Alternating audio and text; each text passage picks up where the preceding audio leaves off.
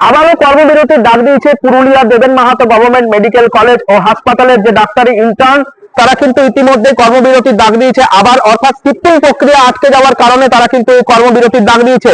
মূলত তাদের দাবি ছিল পুরুলিয়া দেবেন মাহাতো গভর্নমেন্ট মেডিকেল কলেজ ও হাসপাতালের যে পুরুলিয়া সদর ক্যাম্পাস, সে সদর ক্যাম্পাসকে সম্পূর্ণরূপে এই হাতোয়ারা ক্যাম্পাসে স্থানান্তরিত করা হবে। সে বিষয়ে কিন্তু গত মাসেও তারা কিন্তু বৃহৎ আন্দোলন করেছিলেন এবং এই আন্দোলনের মারফত তারা কিন্তু রাজ্য স্বাস্থ্য দপ্তরের পক্ষ থেকে চিঠিও পান যে যাতে এই হাতোয়ারা ক্যাম্পাসে সম্পূর্ণ হাসপাতাল স্থানান্তরিত করা হয়। কিন্তু এই হাতোয়ারা ক্যাম্পাসে হাসপাতাল স্থানান্তরিত না হওয়ায় তারা কিন্তু রীতিমতো ক্ষোভে রয়েছেন, আর আজ কিন্তু তার জন্য আবার কর্মবিরতি তারা নেমেছেন এবং সেই জন্য দেখতে পাচ্ছেন সকাল থেকে ওপিডি পরিষেবা সম্পূর্ণরূপে বন্ধ এবং এই আউটডোর পরিষেবা, অর্থাৎ আজকে যে সমস্ত রোগীরা এসেছিলেন চিকিৎসা করাতে তারা যাতে সমস্যা না পড়ে তার জন্য তারা কিন্তু একেবারে টেবিল বিছিয়ে বাইরে কিন্তু চিকিৎসা পরিষেবা দিচ্ছেন। সরাসরি দেখতে পাচ্ছেন আপনারা, তারা এই ইন্টার্ন পড়ুয়ারা তারা কিন্তু সরাসরি এই যে টেবিল, এই টেবিলের মাধ্যমে এই চেয়ার টেবিল সব বাইরে নিয়ে এসে তারা কিন্তু রোগীদের চিকিৎসা করছেন বর্তমানে।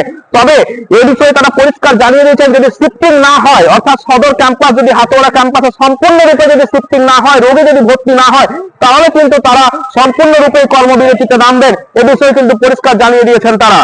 পুরুলিয়া থেকে দুর্বাদল চন্দ্র, মানভূম বার্তা।